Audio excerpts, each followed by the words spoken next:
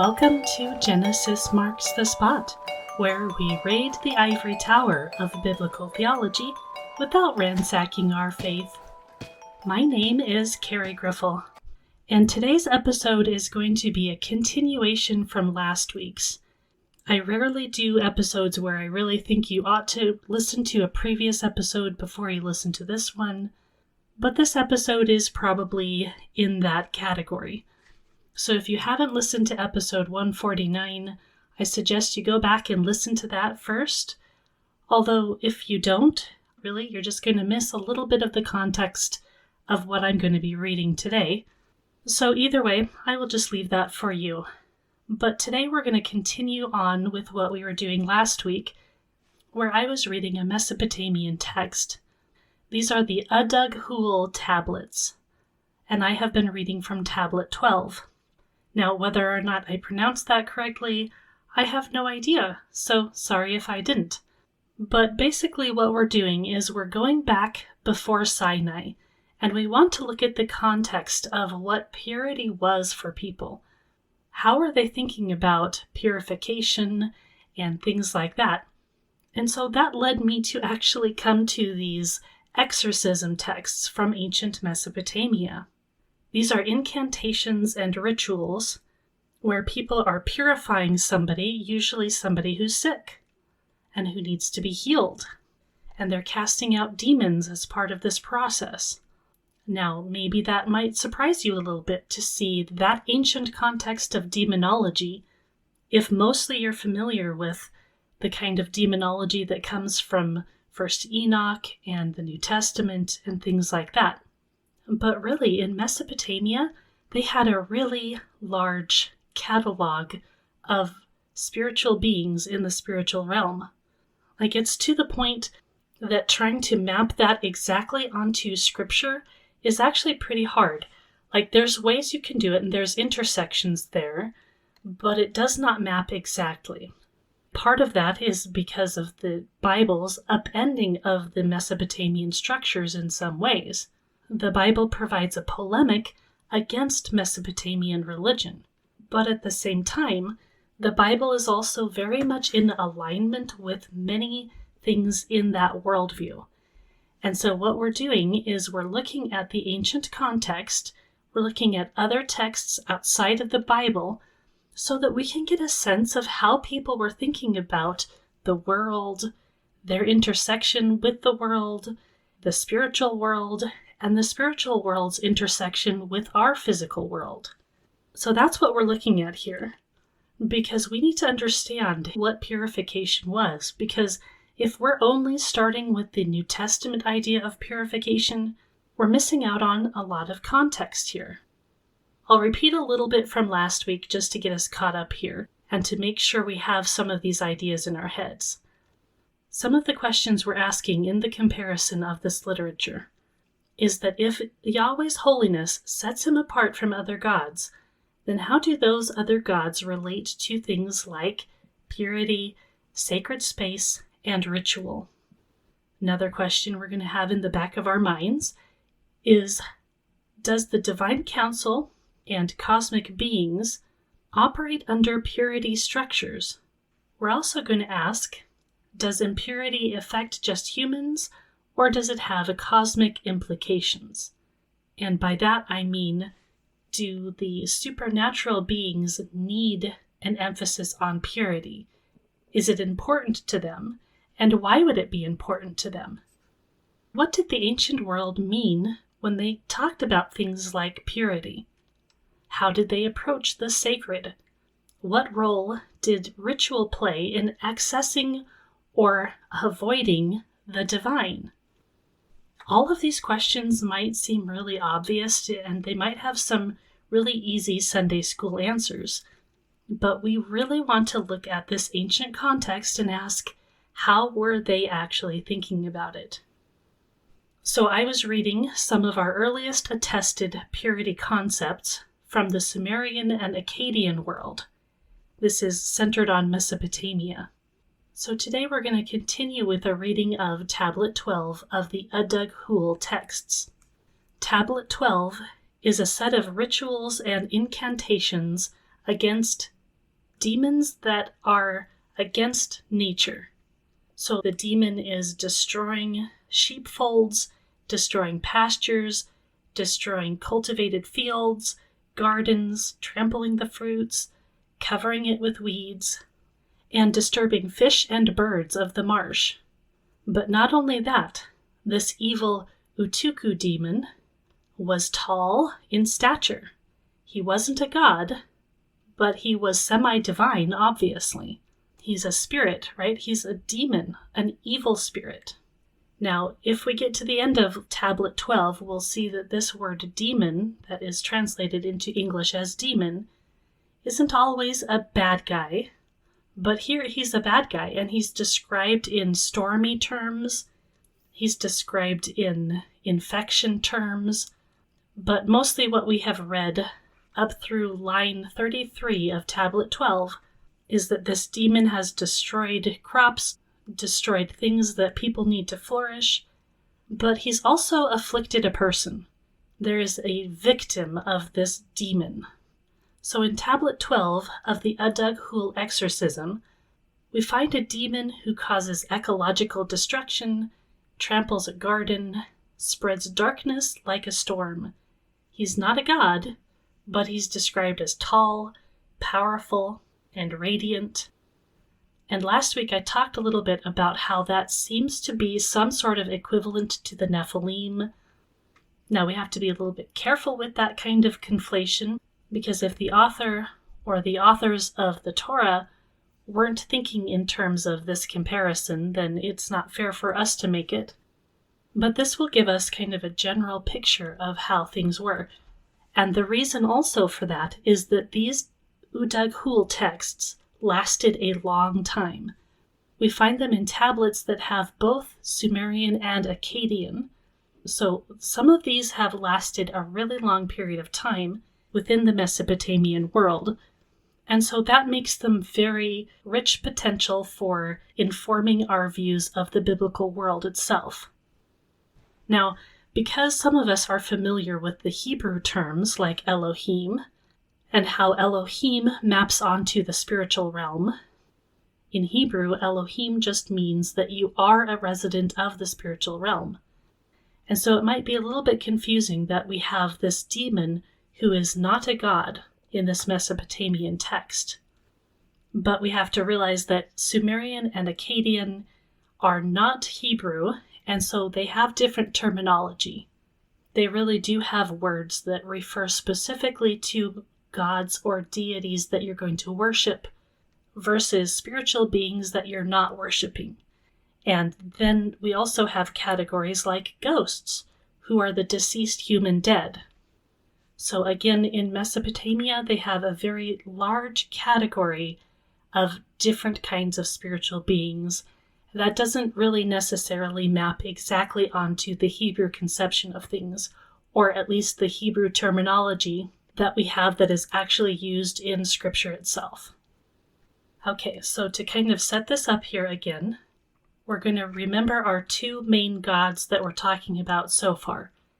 We have Ea, who is basically the high god, and we also have Marduk, who is the son of Ea, and in a way you could describe Marduk here in this text as an apprentice of Ea.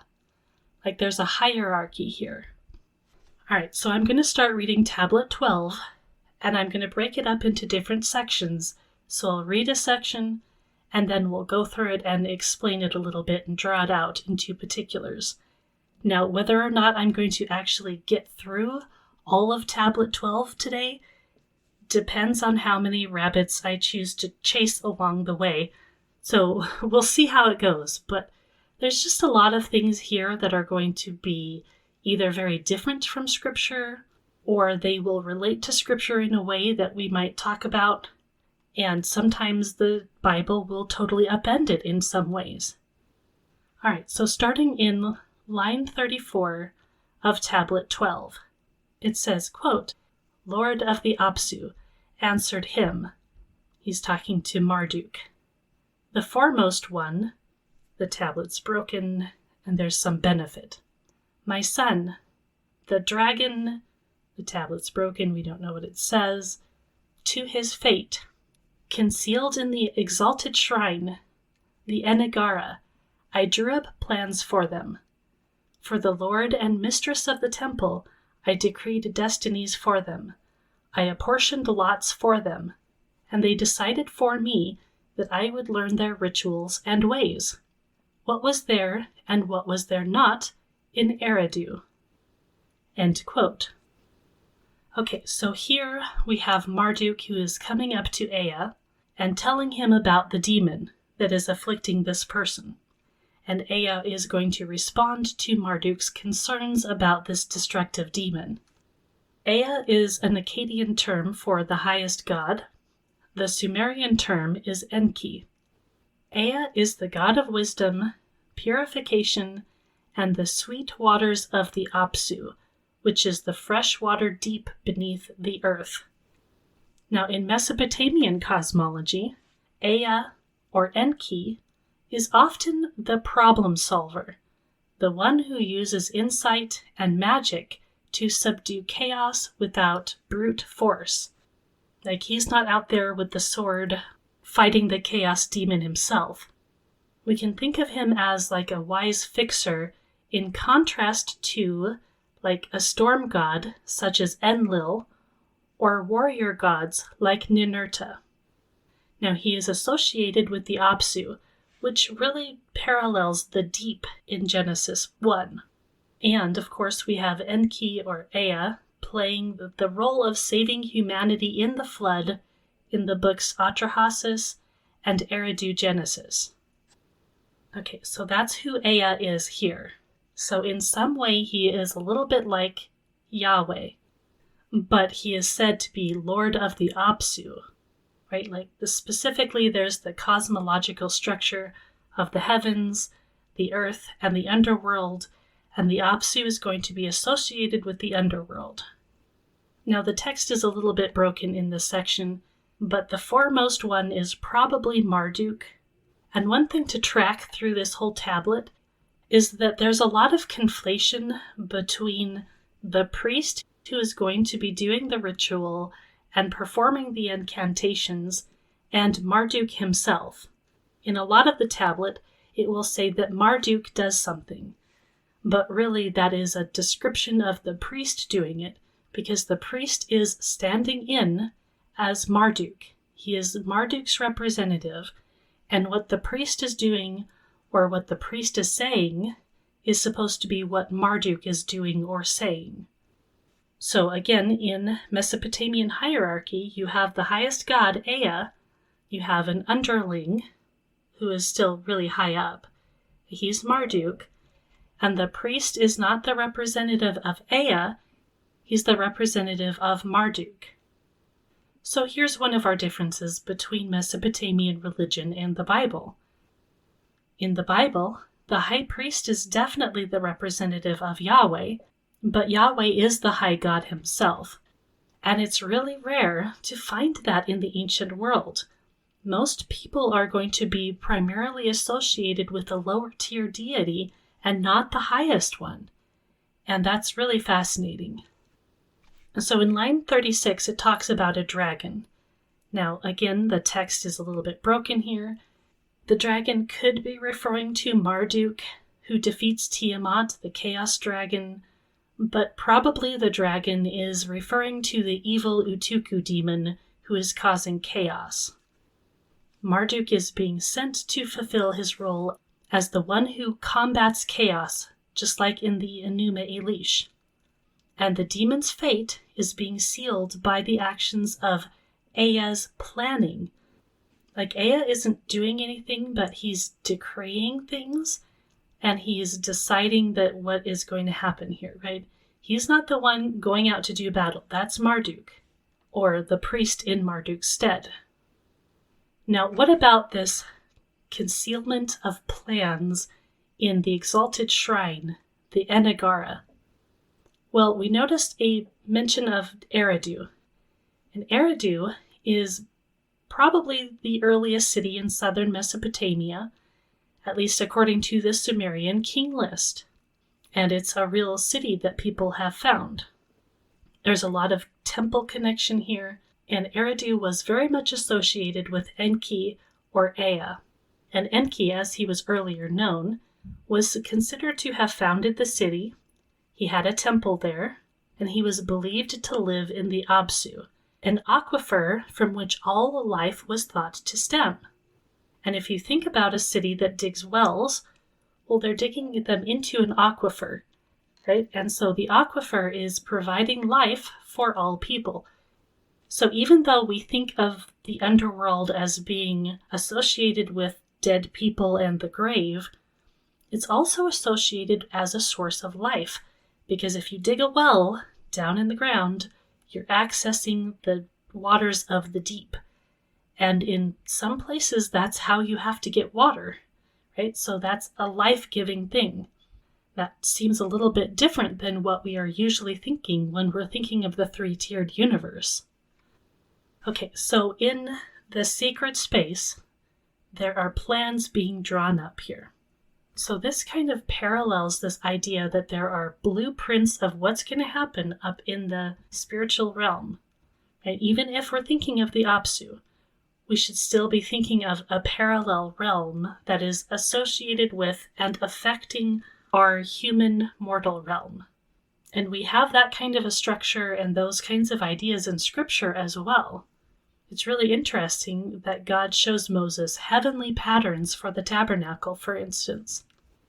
Now, there's this line about decreeing destinies and apportioning lots. That sounds really familiar to some scriptural things, like in Deuteronomy 32, for instance. You see a whole lot of language like this in Mesopotamian literature, the decreeing of destinies or tablets of destinies. So there's this divine decision-making. It's often done in assembly or a sacred council. And apportioning lots is like assigning roles and responsibilities to maintain order. Now, is that like determinism? No, because there are evil forces that are going to act against that order and going to disrupt it. So the plans that the good guys are drawing up are going to happen, but they have to keep doing them because their plans are going to be disrupted by the bad guys, right? So this is another reason why we might see less chaos Kampf or chaos struggle imagery and ideas in the Bible. It's not like it's not there, but it is not anything like what we see in Mesopotamian texts. And again, it's really interesting how the gods will perform these things, and their divine decrees really do affect the earth, usually through the priest, though. Right? There's a mediator, right? There's always levels of mediation here. And divine order gets disrupted all the time and has to be reestablished. That's kind of the point of all of these texts, actually. The line where it says, "And they decided for me that I would learn their rituals and ways," that is probably directly referencing the priest. The gods decided for the priest that the priest would learn their rituals and ways, like they're assigning him. This is the priestly call, or the way that they are receiving the knowledge, right? The priest doesn't go up and find it himself. The god is deciding who to give it to, and the priest is the guy. He's the lucky guy. So here's going to be one of our major points that we're going to be talking about when we go through this text, and probably beyond. I want to point out that in Mesopotamia, ritual knowledge and incantations and spells, it's kind of like a sacred technology that is revealed by a deity or by a spirit being of some sort. Now, that should be contrasted with what we see as ritual in Scripture. And I think that when we look at this text, we will be able to see very easily the difference in magic versus ritual. Not that there is no crossover in the ideas, because there is crossover, but there is a difference between magic, that is, you do these things, and if you do those things right, then you will get a stated result, versus ritual in Scripture where you are to do it, but you're not doing it to convince God of anything. You're not doing it to appease God. You're not doing it to control a fate or a destiny, but somehow it's different. But the point of the ritual in Scripture is that you are engaging in a physical way and interacting with God. Like it's a communal and ritual thing. That doesn't mean it doesn't do particular things that are very similar to the things that are done in Mesopotamian magic ritual, because the crossovers are there. They're very distinctively there, but I think you'll see differences here, and it'll be much more obvious later as we go. The last line that I read was, "What was there and what was not there in Eridu." So Eridu is kind of this mythical first city of the gods, the source of culture, wisdom, temples, and the question kind of implies that everything sacred and essential comes from Eridu. And it positions Eridu as a type of prototype of divine order. So in a way, it's a little bit like Eden, source of wisdom, source of understanding what you're supposed to do in relation to God. And here we're going to get into the idea of purification. So remember, I've talked about Eden a lot before, about how Eden is a sacred space, but it's kind of a proto-sacred space. So it doesn't have all of the qualities that you'll see in the tabernacle or the temple, or from the New Testament context, the church. There's a stream of themes that connect all of those things, and they begin in the story of Eden. No, strike that. They don't begin in the story of Eden. They begin in the story of the cosmic temple in Genesis 1, because as I like to say, the Bible starts in Genesis 1 and not Genesis 3, but Eden is kind of this earthly instance of it, right? It's like a limited version of it. So even though we have a cosmic temple and everything is sacred to God and God dwells everywhere, we still somehow need an instance of it.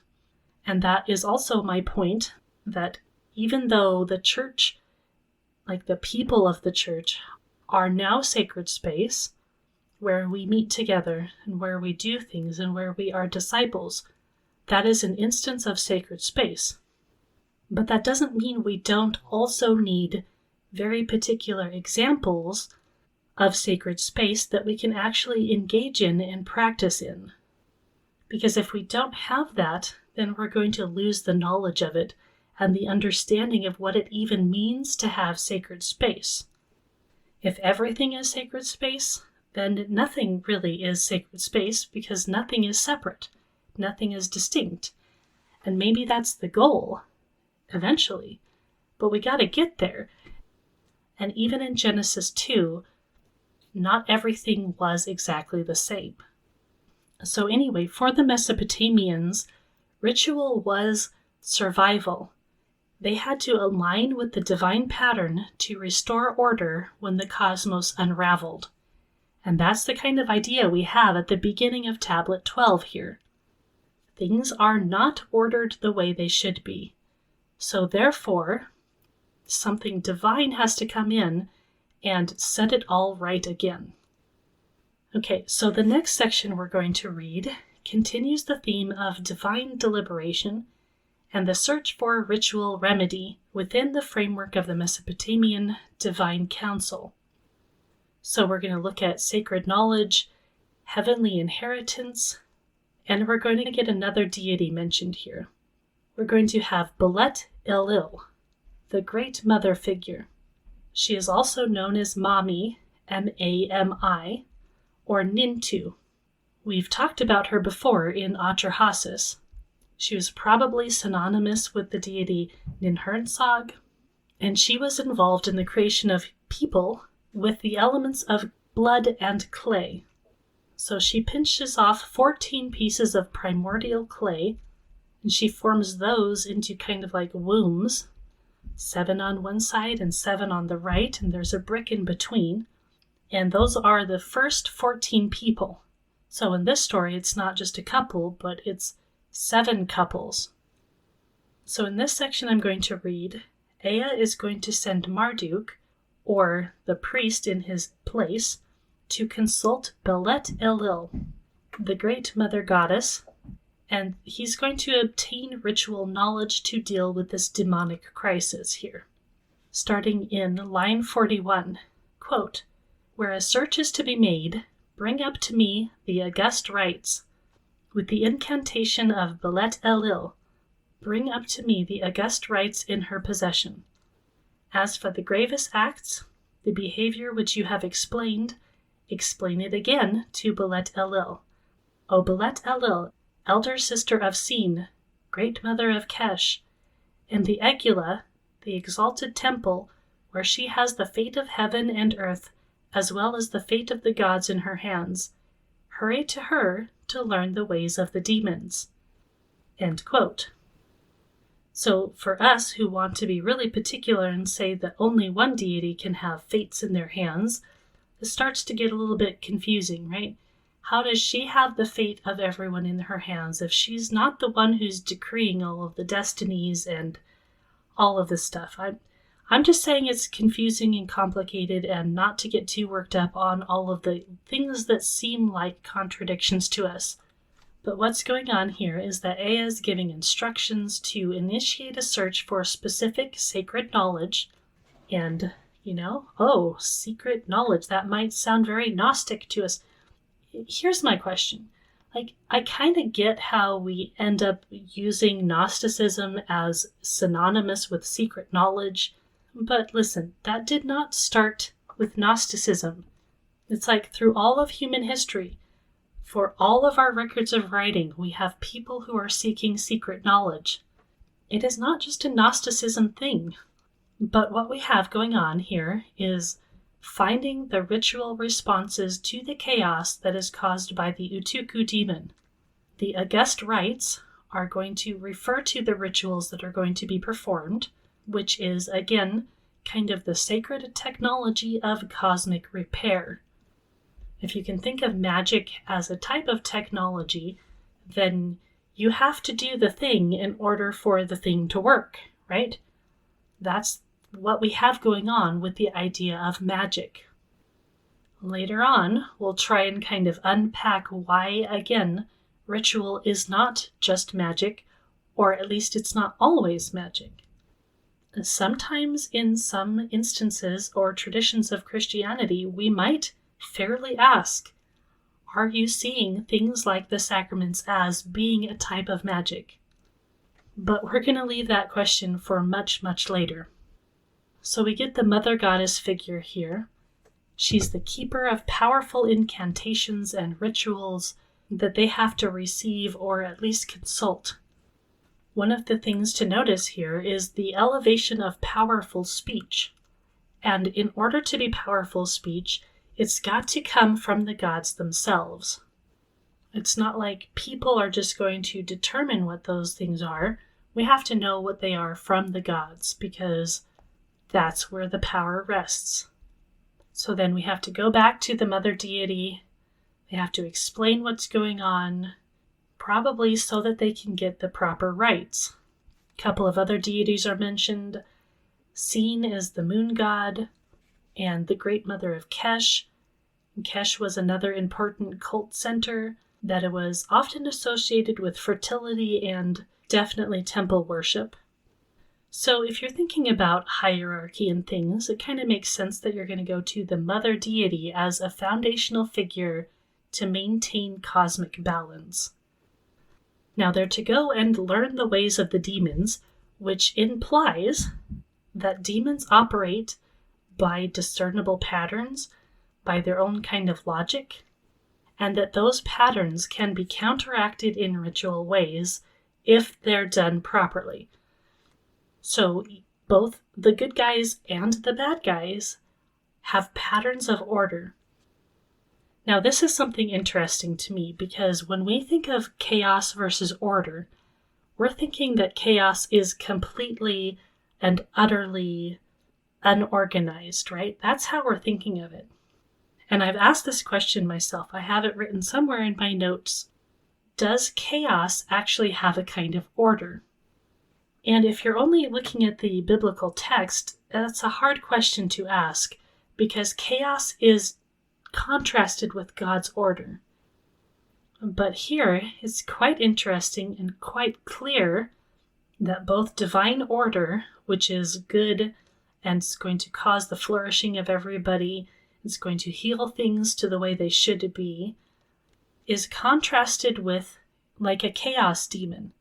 But the chaos demon is going to be bound by its own patterns and logic. It's going to have its own type of order. And I find that really interesting. So I kind of wonder if when we're thinking of order versus chaos, if we're kind of bringing some of our analytical scientific ideas and importing that into the past here. Because if chaos is not entirely without pattern, then that's going to shift things in my mind, the way that I'm thinking about it. And then it seems to me that we could map all of that onto humans.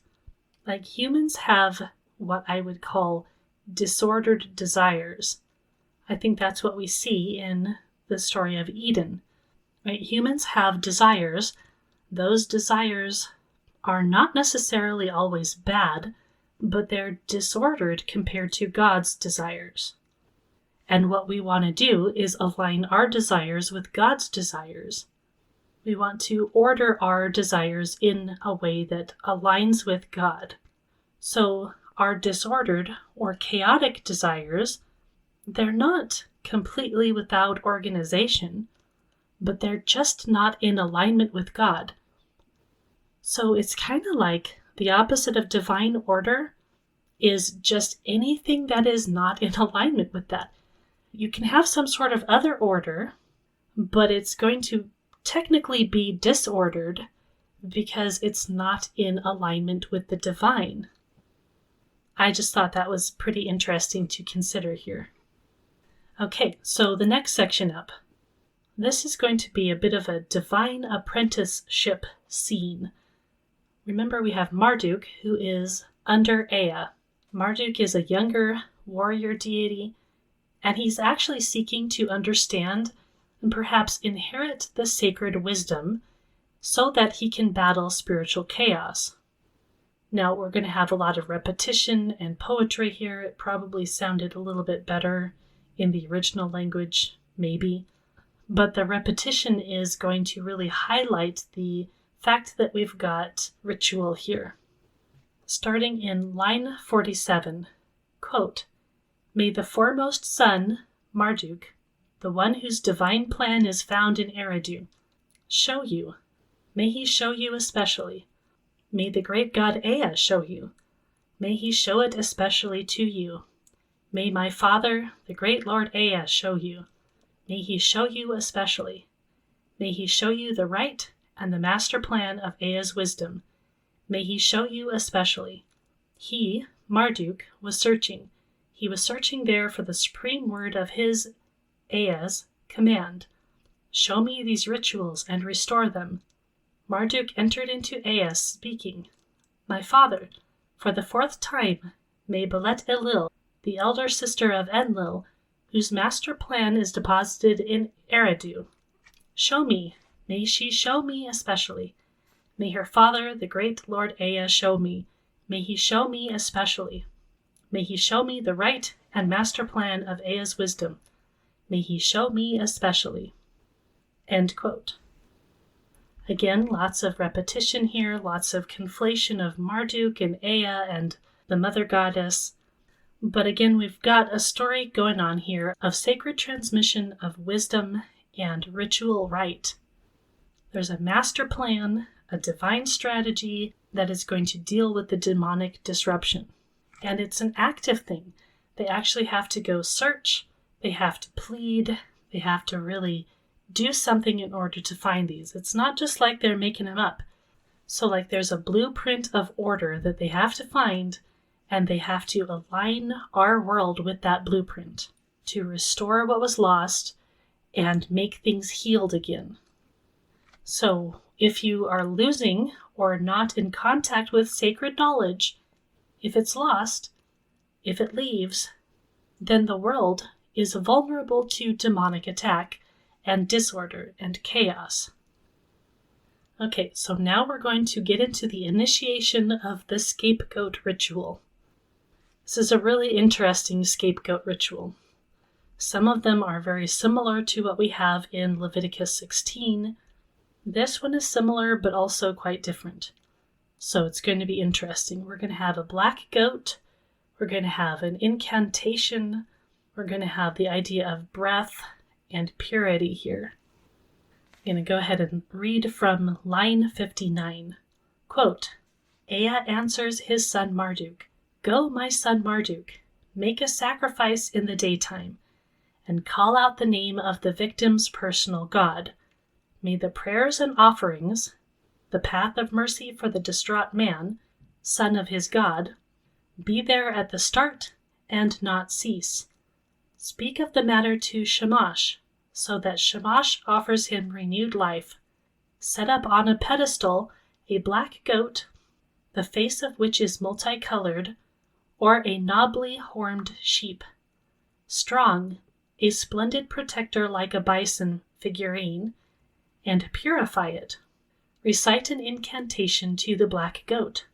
With the Eridu incantation appearing in your pure mouth, may the scapegoat sustain the breath of life for the victim from your pure, august mouth. Let the victim exhale normally so that the Alu demon is removed from that man. End quote. Okay, so lots of really interesting things to talk about in this section. Ea instructs Marduk, who is, again, going to be personified by the actual priest performing the ritual. Ea instructs Marduk to perform the purification ritual to heal this distraught man who is possessed by the demon. So it's not just that the demon's afflicting him in some way, he is actually possessed by the demon. He has to be removed from the person. This is going to hit on a lot of elements of Mesopotamian ritual logic. It's going to give you a fascinating point of contrast with biblical theology, particularly in regard to spirit, breath, life, and mediation. Okay, so we're going to go through this a little bit more carefully. Ea answers his son Marduk, and he says, Go, my son Marduk, make a sacrifice in the daytime. It's pretty specific. We have authorization, we have hierarchy and delegation and mediation. Like I said, it says Marduk, but you're supposed to be thinking that the priest is actually going to be doing this. The priest is representing Marduk. It's supposed to be done in the daytime, probably in contrast to the night, which might seem to be more demonic, right? More of a space or a time where the demonic is going to hold more power. Now, just like in the Bible, in Mesopotamian thought, light represents order and truth. And we also have the mention of Shamash, who is the sun god. Now, of course, Israelite sacrifices also occurred during daylight hours, often in the morning and the evening. So there's probably some sort of connection with purity, with visibility, and again, less power to the demonic realm at that time. Now Marduk, or the priest, is supposed to call out the name of the victim's personal god. As I've said many times, there is no suggestion that you only had to worship one deity. And in fact, already in this tablet, we've had many deities mentioned, and they're all interrelated and working in some fashion. So this personal god, was this like a personal deity, kind of like a guardian angel, we might think? Or was this a particular deity that his particular tribe or family actually worshipped? It's not really clear, and there could be a little bit of conflation here. But regardless, the victim has some sort of personal relationship to a particular god. That particular god is going to be called upon in the ceremony. Invoking the deity's name is going to call him to provide favor in all of this situation and help what's going on. Now, it might also be the case that if there is demonic interference going on that has blocked the relationship of the victim with his deity, and so some of the making things right is going to help that influence and that relationship, perhaps. Now, in Scripture, of course, people are told to call on the name of the Lord, and they do. Yahweh comes to the aid of Israel at large when they call to him during their time of slavery in Egypt. Now, what would be the difference between covenant relationship with Yahweh and this relationship with this man's personal God? Well, one of the things we see is that when the people call upon Yahweh, there's really nothing blocking that, right? Although, interestingly, we do have in the book of Daniel that Michael, the prince of Israel, was blocked in coming. So that might call upon some of these ideas that, yes, there is demonic resistance to the workers of God, right? But most of the time, we don't see any kind of blockage there. There's no interference between people calling upon the Lord and the Lord hearing that. Although, of course, in the Old Testament, we usually see it associated with things like the sacrificial system, and we presume that in the Old Testament, there is not really such a personal relationship between God and each person, but that there has to be a mediator between, right? Like there has to be the priest or there has to be the prophet, and it's the priest or the prophet that are directly calling upon God. Now, I think that's probably fairly fair to say in the Old Testament context, but I don't think we can rule out the possibility that Yahweh in the Old Testament, not just the New Testament, but the Old Testament, that an individual could call upon the name of the Lord and that the Lord would respond. I mean, we see that a lot in the Psalms, right? Now, granted, a lot of the Psalms are written by David, who has a unique relationship with Yahweh, but even so, the people are using those Psalms as prayers. They're using those Psalms in their own worship. So even though David wrote those Psalms, we use those Psalms for ourselves to pray to God, and I don't really think there's anything that would prevent the people of the Old Testament to also do that. So here's an interesting point, just that we tend to really separate out the New Testament and the Old Testament in ways that I actually think they're more alike than we give them credit for.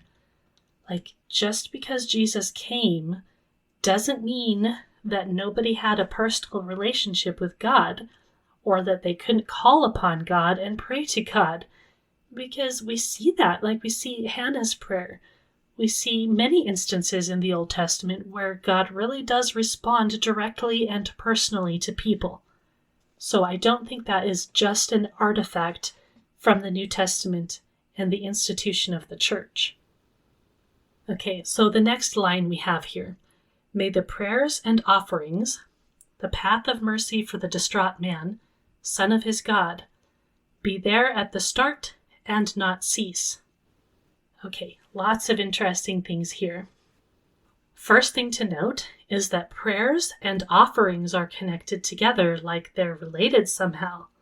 Like praying and offering things are somehow doing the same kind of work. And I find that interesting. For a lot of us, especially from New Testament context, that might feel really obvious, and why am I pointing this out? I'm pointing it out because some people really will disconnect prayer from offering or sacrifice. And no, this word offering is not directly sacrificial, but we're going to see that it's connected to sacrifice in this text. The offering is going to be a sacrifice. So I think even way back in the day, we have prayers and offerings, again, connected. That is not just a New Testament thing or a church thing, and it's not really right to just separate those two things out as if they can't be the same thing. Now, they might not do exactly the same thing, But nonetheless, they're connected. And I don't know, it just seems like, again, we enter into this Old Testament context, and one of the things I do see is that people seem to presume that prayer isn't really a big deal in the Old Testament. And I think it's connected to this idea that, oh, well, nobody could relate to Yahweh without a mediator. I don't think that's the case. I don't see it. I mean, the question then would be, well, why are there mediators? That is part of our question for this little mini-series here. Why are there mediators? And the part of the point there is this teaching and practice of purity and sacred space. So if there is sacred time, if there is sacred space, then those need to be under some sort of rule of law, right? They need to have boundaries. They need to be done in a certain way. So it makes sense that we have some sort of mediator and representative who is going to set all of that up. But that does not then mean that you have zero connection to God outside of sacred space, or even outside of sacred time. Like, they had the Sabbath, which was holy and set apart to them. That doesn't mean that the Sabbath was the only time they ever interacted with God, right? That seems to be fairly obvious, but sometimes we just get these funny ideas that, yes, the Old Testament's different than the New Testament. Sometimes we just go too far with that. It's not always the case that the Old Testament is disconnected from the New Testament. We just go too far with it. That's all I'm saying here. So then we have this part about the path of mercy for the distraught man. So just this idea of mercy is, oh look, there it is, even in pagan literature. Like I said last week, I think that we get a little bit too overly confident in our dismissal of pagan people. Now, that's not a defense of pagan religion. I'm not saying that what's going on in Mesopotamia is like right and good and fine and whatever, but I am saying that we tend to be a little bit overly judgmental, as if they did not presume that their gods gave them mercy. Like, yes, their gods seem a little bit persnickety, they're not as faithful as Yahweh, but they were still trusting in them for mercy and for blessings.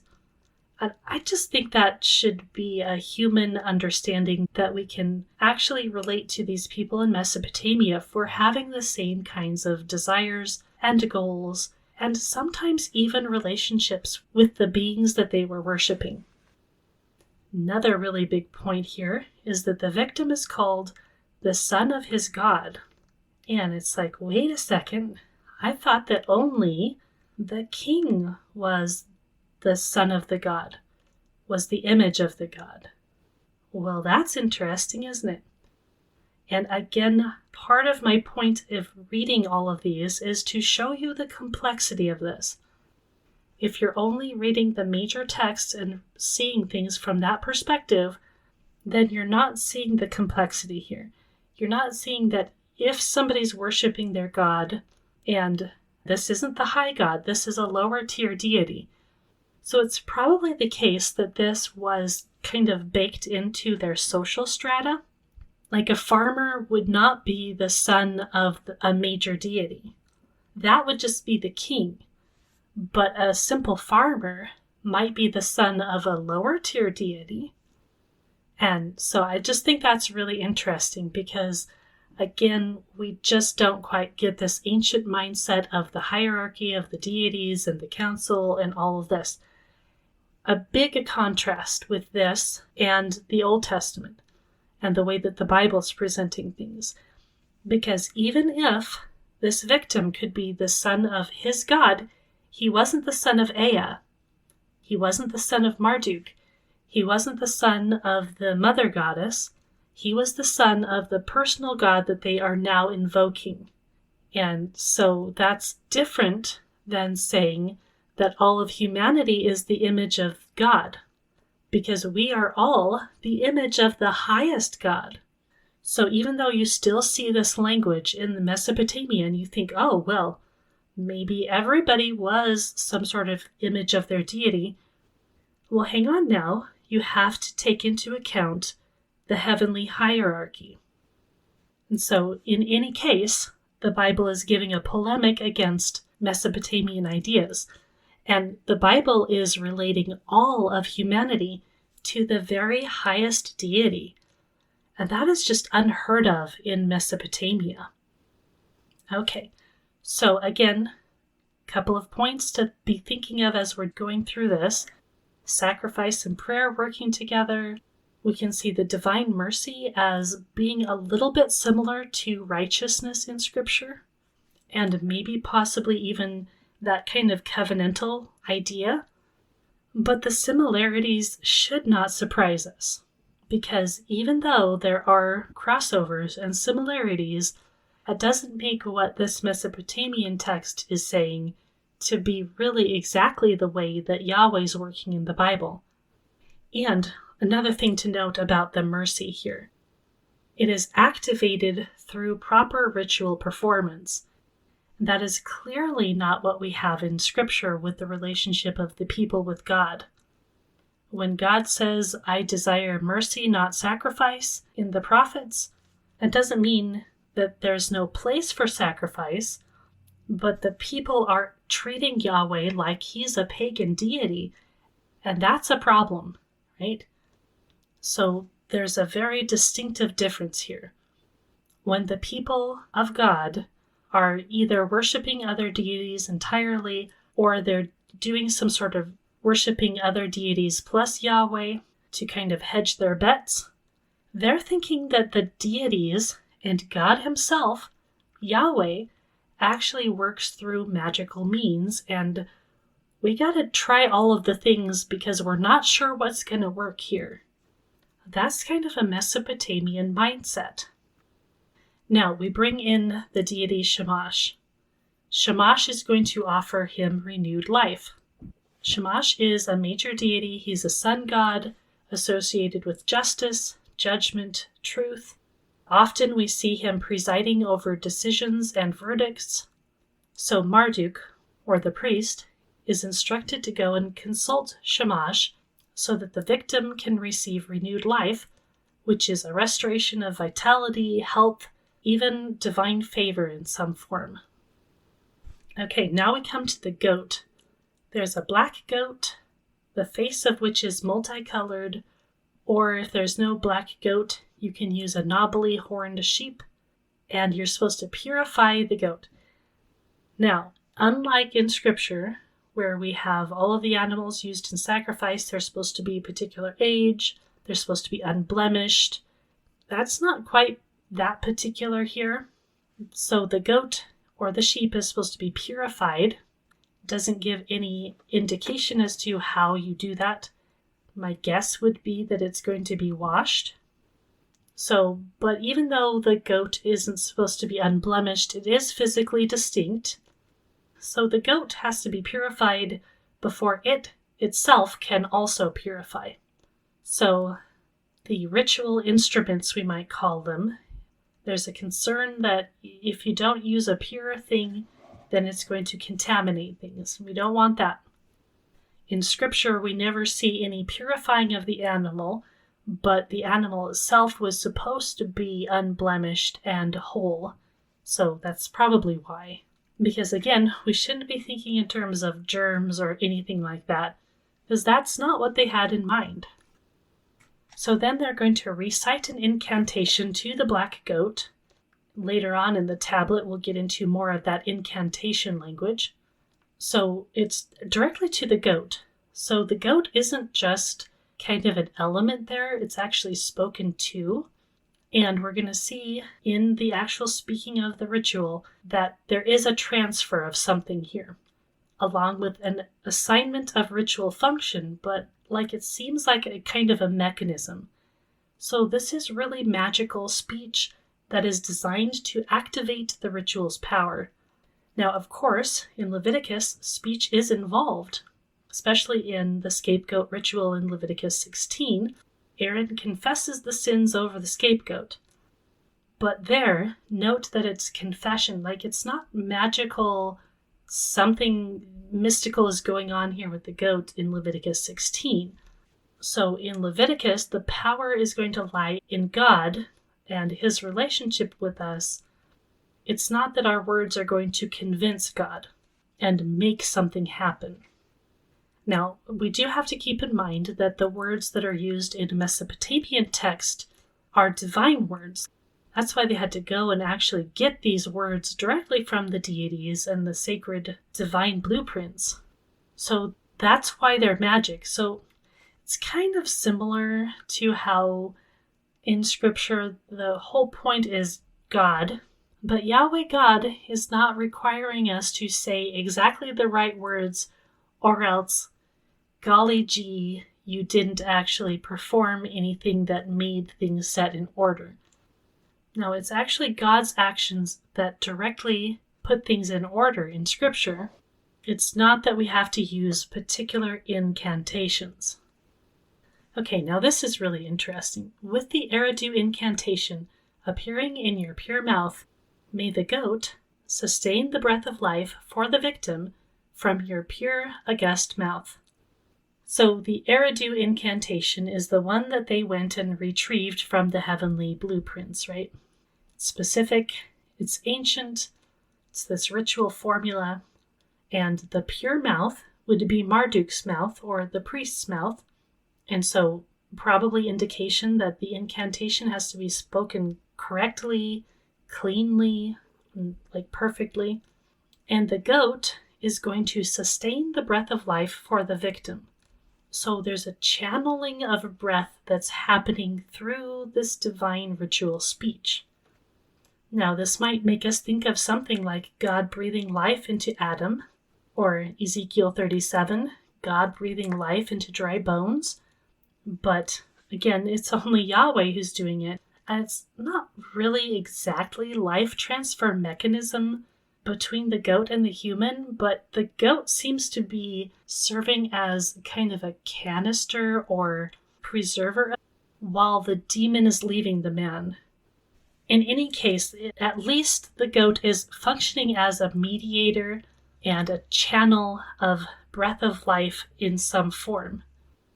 Now, it's probably not about soul and spirit, but there is some sort of divine life energy that is probably at play here.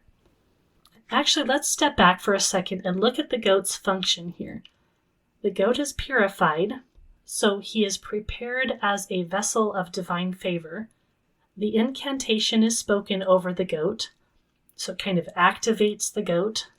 The breath of life is sustained by the goat, so it enables the life to return to the man or still be present in the area and not just be gone forever. So then the man is going to exhale normally, and that is going to drive the demon out, and the life is going to be restored. So the goat is kind of like a ritual capacitor, storing or transmitting life-giving ritual energy.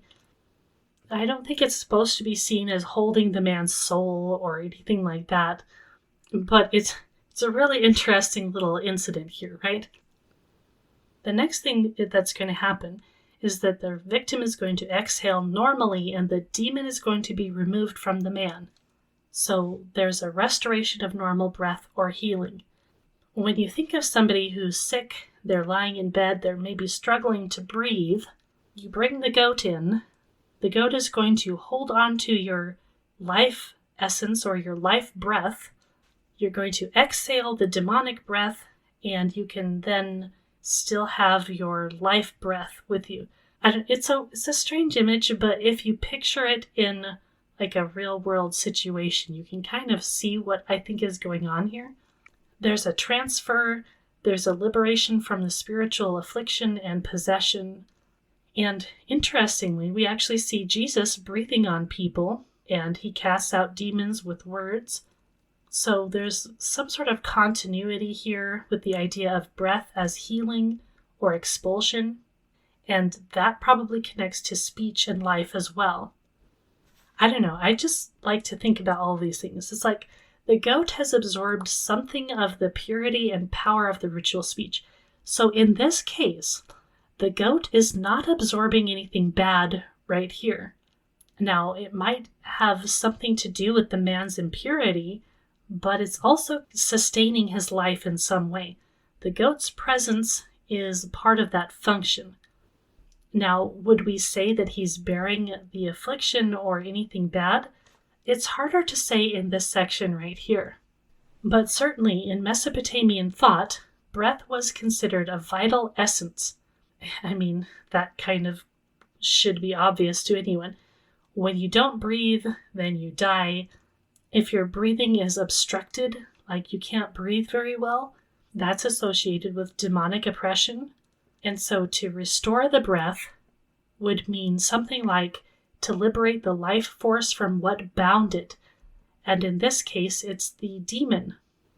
And so there's this connection of spirit and breath. It doesn't say that the goat is holding the man's spirit or soul, but there's that connection there somehow, which makes things really difficult, because when we think of spirit and body and soul and all of these ideas, we're really kind of dividing them in very particular ways and acting like spirit or soul and body are separate components. They're separate elements, like they're separate Lego pieces, and that when you put the Lego pieces together, you get the whole person. I think that's kind of how we tend to think of it, and it doesn't seem to be that's how they're thinking of it here. Because if that's how they were thinking of it, then the goat would seem to be holding the person. And I think the goat seems to be a representation or even a direct substitute for the man in some ways, but it seems more like a containment vessel, and I don't know. I just think we're missing a little bit of something here in thinking of it as an ancient person. Certainly in scripture and in the ancient world at large, breath and life are very connected to spirit, soul, nefesh, whatever. All of these ideas are kind of put into the bucket of this is how you are alive. And if you don't have one of those things, you're not really alive. So if you're missing a body, are you really alive? No, you're dead. So, yeah, you're not alive if you don't have these things together, but I don't think we should see it as the Lego pieces connecting together. It's hard to describe what I'm even trying to get at here, because I don't think our conception of the world quite matches up to the ancient conception. But either way, both in Leviticus 16 as well as this text, the goat is a mediator or a bearer or a carrier of something. Whether or not there is some actual spirit substance that the goat is holding on to here, what we can see throughout the whole thing, both between the deities in the divine council in Mesopotamia, as well as what's going on with the distraught man here in the text, there's always some element of mediation, representation, and that's necessary. And we'll see further instances of that as we read more in the text here, actually. So I'm really curious about what you guys think. Have you ever thought of the difference between magic and ritual? What do you think the comparison is and the overlap is? Is it ever okay to talk about ritual as a type of magic? If something like baptism, like we're headed towards talking about here in this series, because we're talking about things like purification, does baptism work in any way magically? And I think that's kind of the pushback a lot of people have when they're thinking about, does baptism actually save you? Because if baptism actually saves you, like you have to be baptized in order to be saved, you have to have a water baptism. If that's the case, then that really seems to fit in that realm of magic, doesn't it? It seems to be like if God doesn't have this thing that you have to do in order to save you, then he can't save you. And I think that's a lot of the concern that people have with this idea that baptism saves. But on the other hand, we have the New Testament that literally says baptism saves. It uses those words. So what do we make of that? And I think that it can be helpful to really distinguish what magic is and what ritual properly seen is. But that doesn't mean that ritual cannot have some quote-unquote magical aspects. And by that, I mean, does ritual actually do anything? Like, does ritual magically do something real? Well, first of all, why would you do a thing if it didn't actually do anything at all? What is the purpose of it? Like, there's some sort of purpose that you're doing the thing. And I mean, I've talked about this pretty recently as well. And here's a distinction. Magic is something that you're going to do in order to get prescribed results. If I do X, Y, and Z, then I will get A, B, and C. There's like a one-to-one correspondence. If you do this, you'll get that. And that's why I was talking about sacred technology. If you push the brake on your car is going to stop as long as the technology is working properly, right? And everything, like there's no ice on the road or whatever. So magic, in a sense, is a type of technology that input and output are related. You do some sort of action, you get some sort of output. And so when people are talking about baptism saving, they're worried that it means that you do the baptism act and out pops salvation. And if that's the way we're seeing it, then yeah, that's a magical thing. But then you could say that people who talk about the Jesus prayer, invite Jesus into your heart and you'll be saved. So you do the thing, you say the prayer, you ask God to save you, and then out pops salvation on the other end. That's just as magical of thinking. If I believe the right thing, then I will be saved. That's just as much as magical thinking in a way. Is it problematic? I mean, it's either that or there's absolutely nothing that we do whatsoever and God will save us or he won't. That kind of extreme Calvinistic thinking, that is running miles away from magical thinking in a sense, right? There's nothing we do that has any bearing whatsoever on our salvation. No belief is connected to our salvation. No prayer is connected to our salvation. Nothing is connected. Because if there's anything that's connected, then that makes it magic. And that's not what I'm trying to bring out here in the contrast between magic and ritual, at least not according to how I'm thinking about it and how I would like you to consider the difference between magic and ritual. And that's why I say we have to have some sort of crossover, because if we're doing a ritual, we're doing it because it benefits us, it does something, it forms us, but that does not then mean that it's magic. Because as we see here in this Mesopotamian text, magical thinking is that the people are doing the thing in order to create divine order.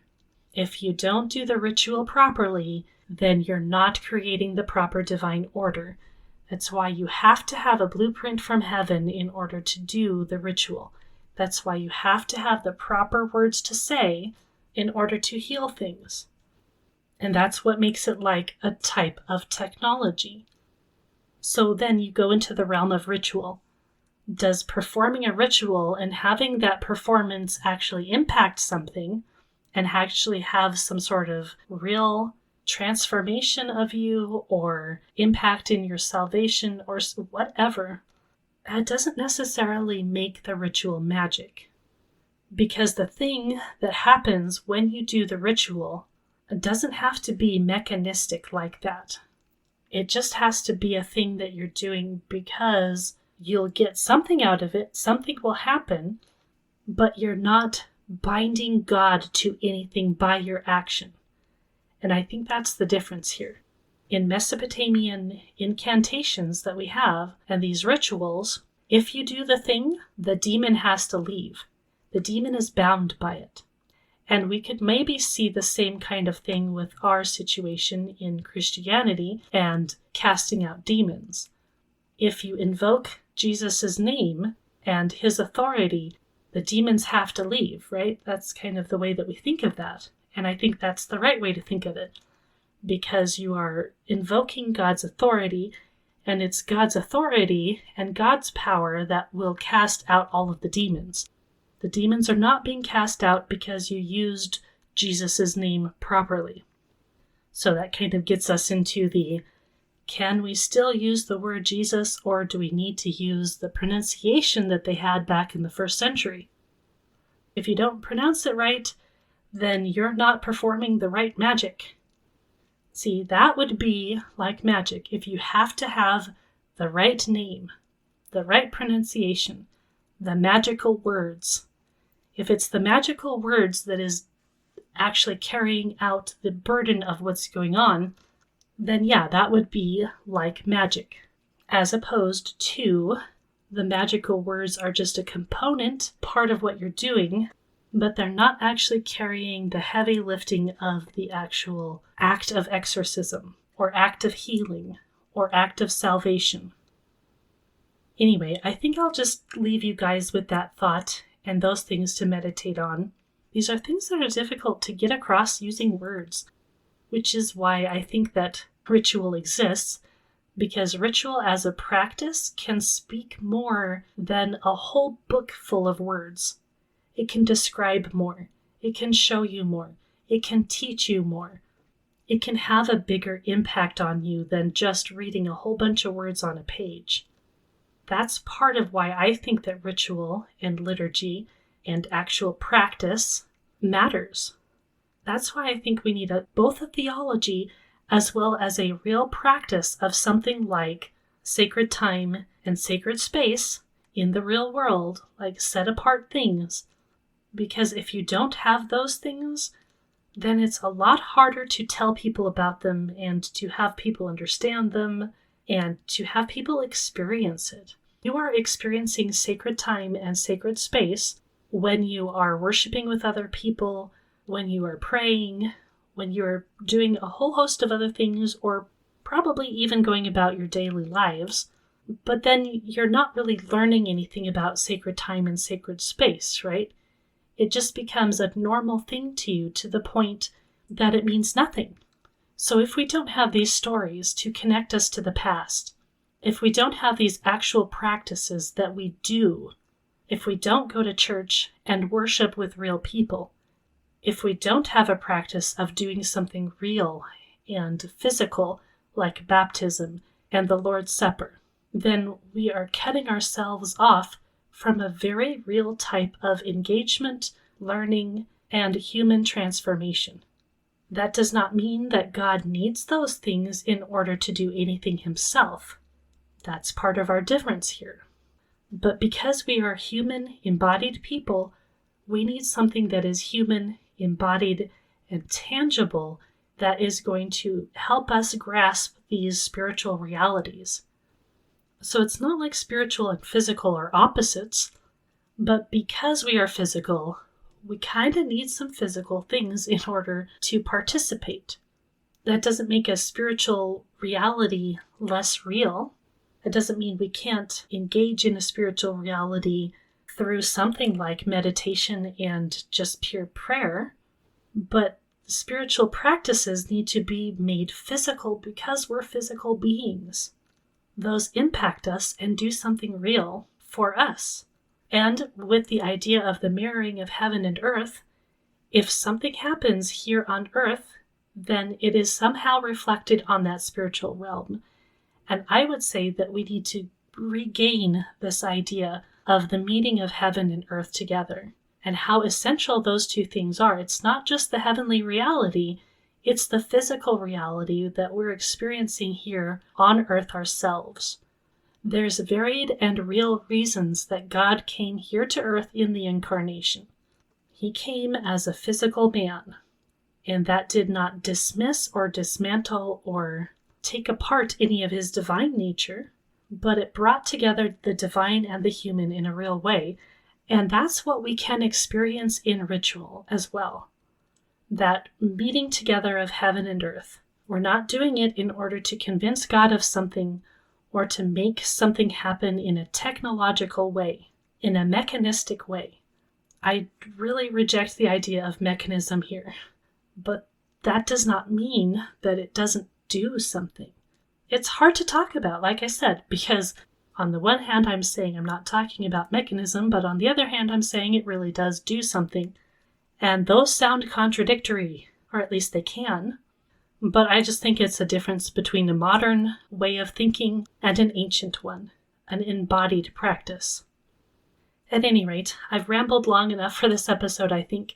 Next week we will again get back to Tablet 12 here. I'm sure we'll be able to finish it up next time. We'll talk more about purity, holiness, ritual, and magic, and incantations. So stay tuned. I hope you guys enjoyed this episode. Really appreciate your listening and engaging with all of the things.